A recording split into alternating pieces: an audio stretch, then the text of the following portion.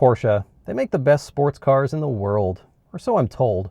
I've spent my entire life weaving in and out of different car subcultures, but I've never really gotten into Porsche, partly because I grew up in a part of the country where people just don't drive Porsches, but partly because it's always been a little bit out of my price range. But a lot of people I know who are really into cars love Porsches. Excellent drivers, people who are not very good drivers but enjoy it, YouTubers, celebrities. Some of the best automotive engineers I've ever worked with all love Porsches. But why? Why does Porsche have such passionate fans? What makes the cars so good? I'm guessing it's not the back seat. There are a lot of brands that people get really passionate about, but there's something a little more elusive about Porsche. People will tell you that it's just something you have to experience. But no, it must be explainable. It must be knowable. And I will find out. I talked to a lot of these people. I drove some of Porsche's best cars, and I think I've distilled it down into an explanation that can convey why people love this brand so much and what makes their cars so good. So join me as I drive a lot of cars that I cannot afford.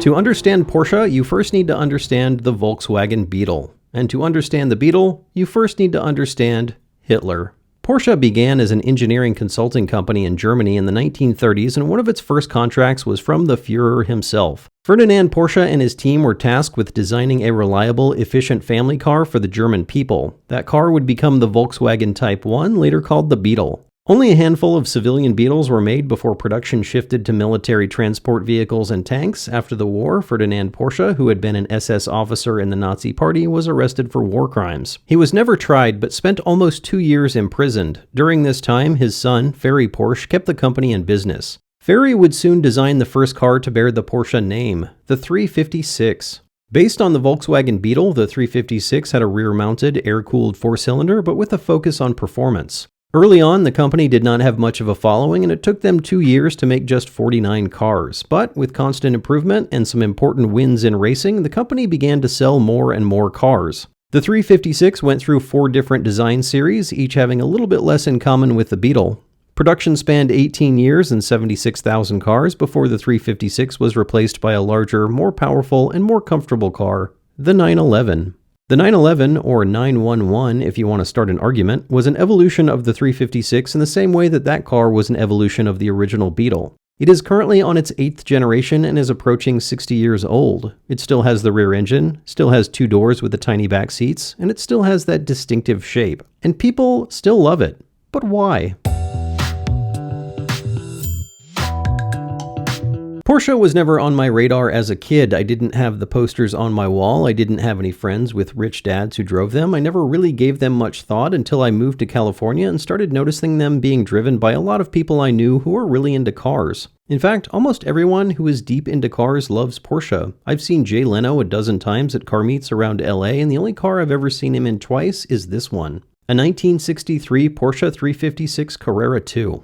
This has really exploded in the last couple of years. A lot of people have flocked to the brand, driving up prices of new cars, old cars, water-cooled, air-cooled, frickin' tractors. There are a lot of car companies beloved by groups of people. It's usually pretty clear what attracts people to them. Excellent designs, beautiful lines, sharp edges, owners who got dropped on their heads when they were babies. But there's something elusive about Porsche. The cars don't look that good. They don't have that much power. So why do people love them? You might be asking, Matt, if you're trying to find out why people love Porsche, why don't you just ask? Well, I did. I found some people who really liked the car, and I asked them why, and I got answers that were not entirely helpful. You put on a lot of different brands of sneakers, but we all decided on, hey, I love the Adidas, I love the Nike.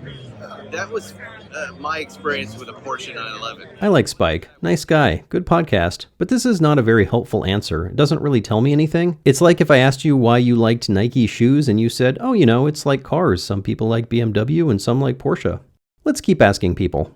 Well, just Beatles, really. And everyone loves the Beatles and the Stones, right? Okay, very poetic. 911s are basically Beatles, and everyone likes the Beatles and the Stones. Also, not super helpful. If you really like the Beatles and I want to know why, I don't have to ask you. I can just listen to the White Album. This is because the White Album does not cost $140,000. But maybe I can borrow the White Album. This is a 1965 Porsche 356C. It is owned by my friend Jared over at J&H Classics. He spent a long time fixing up this car and has lots of videos on his channel about it. I asked to drive it so that I could understand the Porsche mystique. Why this car? Well, because Jerry Seinfeld, perhaps the most famous Porsche enthusiast of them all, once said, If you want to understand the Porsche mystique, the three cars you must drive are an early 911, a 356C, and a Volkswagen Beetle. The 356C particularly, if you want to feel, what are these guys about? If that's the question you want answered, drive that car.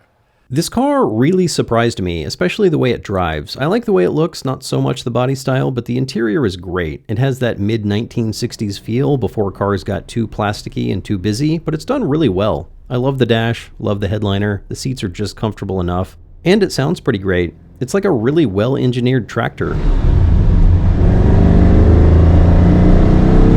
This is not too surprising since Porsche engineered some of those too. The really surprising part is the handling. Older cars often feel loose or a little tired, and that makes me lose confidence in the steering, and this does feel a little bit floaty and loose, but it actually inspires confidence. I don't feel like I need to be constantly correcting it. The suspension is way better than it has any right to be for a car this old. It feels planted in the corners but soft over the bumps, almost like active suspension, like it knows what's coming up.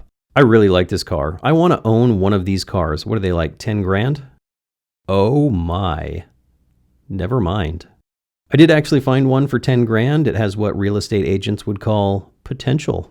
I also had a drive in a 912. The 912 is essentially an early 911 with a smaller engine. It's slower, but it handles a bit better because it has less weight hanging off the back. This is not exactly an early 911, but it's pretty close. I didn't love this car. It felt more like a sports car than the 356, but it didn't put the same smile on my face. That's not to say it's bad. I had just driven the 356, and that's a hard act to follow. Compare it to literally any American car made in the same time frame, and you're probably going to prefer the Porsche.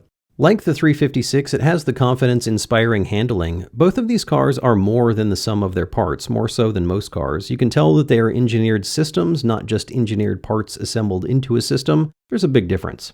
The 356C was the result of 18 years of improvement. What happens after another 18 years?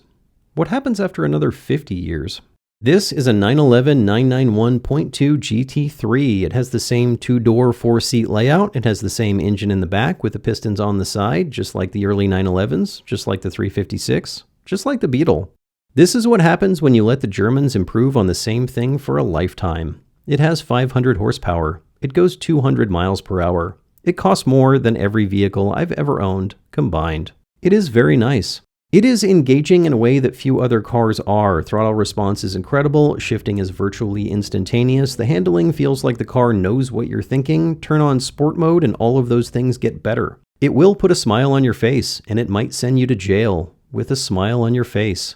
I didn't want to go to jail, so I didn't push it, but I previously had a chance to sit shotgun in a GT3 around a racetrack, and it was bananas. I towed what is essentially a race car to the track, and this dude just drove his air-conditioned Porsche in quiet luxury and then lapped the course 7 seconds faster than me. But the really impressive thing about this car is how good it is as a car. It's comfortable, reliable, you can see out of it, mostly. The suspension is soft enough for everyday use. In fact, the guy who owns it drives this car all the time. He had just gotten back from a road trip in it. And this is one of the high-performance variants. You want a little more comfort and a little more backseat? Get a GTS or a Turbo S. It's easy to make a car do one thing really well, but it's really difficult to make a car that does everything really well. There are so many compromises, and when it comes to sports cars, it's hard to imagine anyone navigating those compromises as well as Porsche has done with this car. I swear the suspension can see forward in time, and you must think they have some sort of secret advanced suspension geometry, but they don't. In fact, it's quite the opposite. The 356 uses trailing arm front suspension at a time when most sports cars had switched to a dual wishbone suspension. These days, sports cars are mostly dual wishbone or double ball joint. There is another common front suspension called McPherson strut. This is the low-cost option, used on all sorts of cheap front-wheel drive Econobox cars. And also, almost all modern 911s. It's not unheard of to use this on a sports car, but it does seem like a bit of a flex. Give Porsche suspension parts from a Beetle or a Golf, and they will make it handle better than anything Jaguar can come up with. I started to understand why people like these cars, and why they're so good. I found a couple other Porsche fans and asked them why they love their Porsches, this time with a little more understanding and some better questions. I never appreciated these cars as a kid because you could pay like $7 grand for this and get 150 horsepower, or for $5,000 you get 425 horsepower Corvette. And when you're a teenager, Oh, well, it's all about the horsepower now.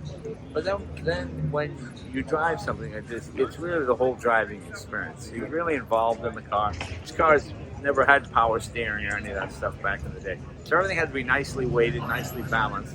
And the way it all comes together, it's sort of a symphony. They're just remarkable to drive. You know, a lot of cars, you get up to 100, whoa, you're getting all this stuff. You're getting aerodynamic lift and you're getting buffeting. And you don't get any of that with this. It's remarkable. Well, they're usable, practical, very fast, and their build quality is exceptional. They tend to work. And so they're very precisely made. And they offer, a level of performance and build quality and engagement that is not really available from a lot of other places.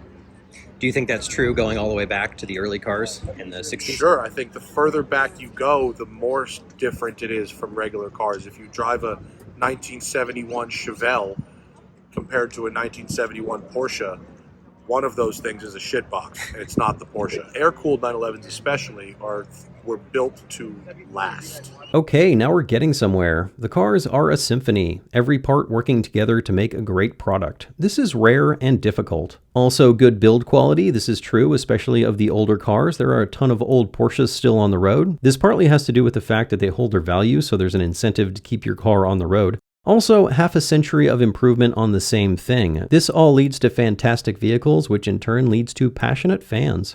But the cars and the company are not without their flaws, and the brand is not what you might call approachable.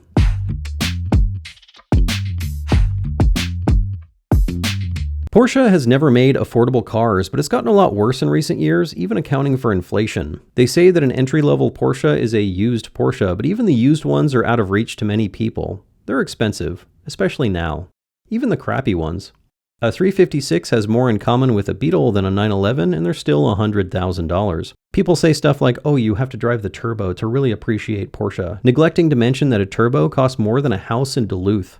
And if you decide to scrape together enough money, be sure to add another 20 or 30 grand for options. Everything is an option, and they're all expensive. These seats were $14,000. $6,000 interiors, $5,000 sound systems. You will not spend $123,000 on this car. Not even close. Another barrier to buying a Porsche is that if you buy one, you might become a Porsche driver. To be clear, I know a lot of great people who own and drive Porsche cars, but they do seem to have a disproportionately high number of insufferable douchebags behind the wheel. Especially young people. If you're 20 and you own a Porsche, chances are pretty good that you were born on third base and walk around like you hit a triple. This is so true that driving a Porsche is a movie trope for someone you're supposed to hate. Even the protagonists driving them are kind of pompous about it. Porsche. There is no substitute. You. The community has its own language. You say 911, but the specific generation digits are spelled out individually, like 997, and then they have T's and S's and 4S's and GTS's and GT3's and SC's. This one is a Super. I'm still not sure what Carrera means, but they seem to stick that on everything. This is a 2011 911 997.1 GT3 RS 4.0, which is a name only the Germans could come up with. The community has a lot of really intense nerds. If you have the Fuchs wheels on your 1976 Porsche, they better have the shallow step between the spokes and the bolt pattern, because if you try to pass off 1979 wheels, you will hear about it. Like right now, there is a cadre of Porsche fans freaking out because I called this a 2011 911 997.1 GT3 RS 4.0 when it's actually a 2011 911 997.2 GT3 RS 4.0. When it comes to the specificity of obscure details, Porsche owners land somewhere between Rain Man and the Germans. This kind of weird passion for accurate details is not bad in and of itself, but it often leads to gatekeeping. You get this in other car subcultures, some more than others, but it is more pronounced in the Porsche community. So much so that there have been articles written on it.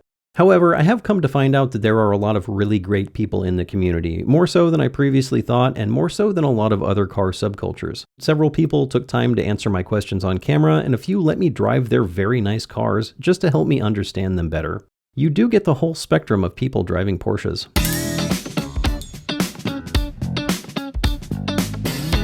Alright Porsche, you convinced me. I want one. I would like to buy a 911 Carrera GTS in shark blue. No. Why not? I don't want to. But you sell cars. I have money. I don't care. That doesn't make any sense. Too bad. Turns out you can't just show up and buy these. The wait times are past a year on a lot of these trims, and that's if you can get an allocation. If you're a new Porsche buyer looking to get a 911 Carrera with a few options, you might not even be able to get on the wait list. There are stories all over the place about dealers asking for an extra $25,000 for a spot on the list, or potential buyers being told to purchase another Porsche like a Macan or perhaps a watch just to be able to maybe buy a 911 a year from now. That red 991 I drove, the dealership is trying to get the owner to sell it back for considerably more than the MSRP of a new GT3. Why even put this number there? This is not a Porsche thing. Ferrari has made a whole business out of this. You have to own a few used Ferraris, say really nice things about them, and attend their special events just to be on the list of people who can be allowed to buy a new Ferrari. A lot of rich people love this sort of stuff. It gives them a warm, fuzzy feeling of being better than you. I don't love it, and I'm not the only one. You have no Ferraris. Why? I just never like dealing with the dealers. I don't want to be told, well, you must buy 2 Mondial before you can buy this year. You have to buy 2 crappy cars before you, yes. Well, can I just buy the car, And then the idea that I have it for 2 years, then I take it back to get a certificate to prove that it's actually a Ferrari. That's 25. I just get tired of that. A lot of these games with dealer markups and allocations have to do with supply chain problems and a spike in demand over the last couple of years. People have extra money, parts are hard to get. In the middle of all of this, Porsche is experiencing a lot of interest from new buyers. I don't know where the company will go from here. More exclusivity and higher prices? Maybe. Most car companies make $2,000 or $3,000 profit on each car. For every car it sells, Ferrari makes on average $100,000 profit. Ferrari is a brand more than a car, and Porsche has jumped into the deep end of this lifestyle branding, blurring the lines between art and branded junk, a $4,000 muffler-shaped soundbar, a $300 wireless charging piston, a painted body stamping that costs more than a whole Nissan Versa. They have a store on Rodeo Drive in Beverly Hills where they will sell you a $30,000 watch. Harley-Davidson has done this for years. They limit the sale of new bikes in order to keep prices up and sell branded everything so that if you're flush on cash but short on personality, you can be a biker dude with one swipe of a credit card. And now, a certified car enthusiast. This seems to me like a cynical business move from just the kind of MBA who would drive a 911 in an 80s movie. This sort of stuff is not directed at me, not only because I don't own a Porsche, but also because I don't want to be these people. This does not look appealing to me. It does not elevate the brand to me and makes it seem less valuable, but also somehow more expensive, like name brand NFTs, which is also a thing they sell. Harley-Davidson overplayed their hand with this, and they almost went out of business. When people couldn't get one of their bikes, they just went to other bikes. On top of that, they've been having a hard time making motorcycles for new riders because their brand is so inextricably associated with a dying generation. The only Harley that I would consider buying is the one that is wildly different from the rest of them, also, coincidentally, the one engineered by Porsche. Ferrari sells Italian design, sexy red paint wrapped around a beautiful engine in a fast car. Harley sells the image of bold individuality, the open road, and heart disease. Porsche sells engineering. It's in their name. It's right there. Wait, is engineering the new hot thing? Am I, Superfast Matt, sexy and cool? No, I am not. And I know a lot of other engineers, and none of them are sexy or cool either. The difference between Ferrari and Porsche is that Ferrari is selling hand-built cars and exclusivity, both of which require production to be lower than demand. The difference between Harley and Porsche is that Porsche makes really good vehicles. But a vehicle goodness is relative to its cost. A $150,000 Cayman GT4 RS might be a good car, but at $250,000, it's probably not. And right now, nobody is getting these for anywhere near the MSRP. And yet, in spite of all of this, you can't deny that the cars are very, very good. All the reviews, all the tests, all the numbers say the same thing. I used to own a first-generation Dodge Viper GTS ACR. It was a great car, but it was not a very good car. It was not even remotely a good car. The brakes were comically small, the interior plastic and cheap, the suspension so stiff that it would transmit every road bump directly into my spine. But it was great. It always put a smile on my face. It had amazing acceleration. It would light up the rear tires, sometimes when you weren't even expecting it. It was a poster on the wall of a generation. It was great, in the same way that Alexander was great. It was a sledgehammer. Great, but only at a few things. Defeating and enslaving and doing wicked burnouts, creating an empire so fragile that it only lasted a few years. Porsche does not make great cars. They make good cars. Very good cars. They are not reckless egomaniacs blasting through the opposition and failing to plan for the future. The 356 is not a GT40 or a 250 GTO or a Cobra. It is not great at one thing to the detriment of everything else. It is really good at all the things it needs to be good at to be a good sports car. The 911, the successor to the 356, a better car. The G Series, the 964, the 993, 996, 997, 991, and 992 were all better than the last, incrementally improved to be very good cars. Great cars have fundamental flaws, a window you can't see out of, a door you can't get past, or the tendency to spin out for no reason. Some people would say that the rear engine of a 911 is a flaw, extra weight hanging off the back giving you a bad weight distribution while the Corvette has a perfect 50-50 split. But if you know anything about performance cars and race cars, you should know that 50-50 is not perfect, especially for a rear-wheel drive car. When you're braking, your weight balance shifts forward, so if you start with it in the rear, you get more evenly loaded under braking, and so you slow down faster. When accelerating, you want more weight on the driven tires, so it's better to start with a slightly rear weight bias. Even in an all-wheel drive car, you never have enough power to always break the tires loose, but you do always have enough brakes to lock them up, so it's still an advantage to have the weight bias to the rear. The rear engine also gives extra space for rear seats, and yes, these are very small, but it does make the car a more practical car. Great cars have tragic flaws. Porsche's flaws aren't tragic. They're not even flaws. They're trade-offs to make the car better at being a car.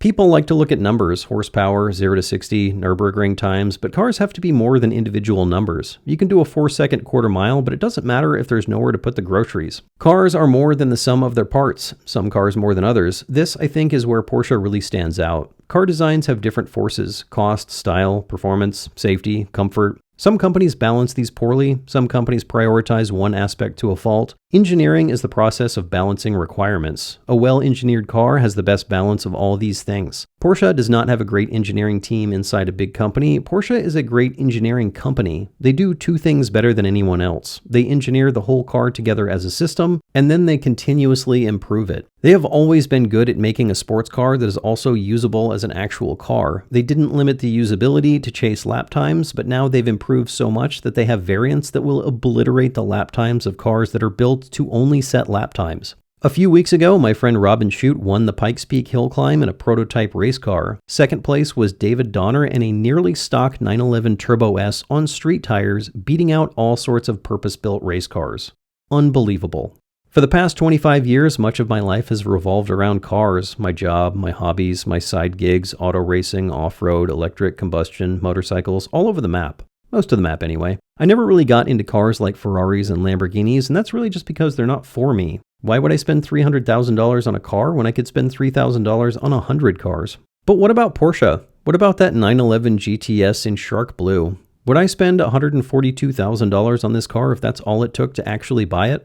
I don't know. That's a lot of money. I guess that depends on how good I do at my job in the future, my job being to make videos and to convince you to hit that subscribe button and maybe that thumbs up, wink wink, nudge nudge. But it doesn't matter right now because I can't get one anyway, and that's the real problem with Porsche. They're not making enough Porsches.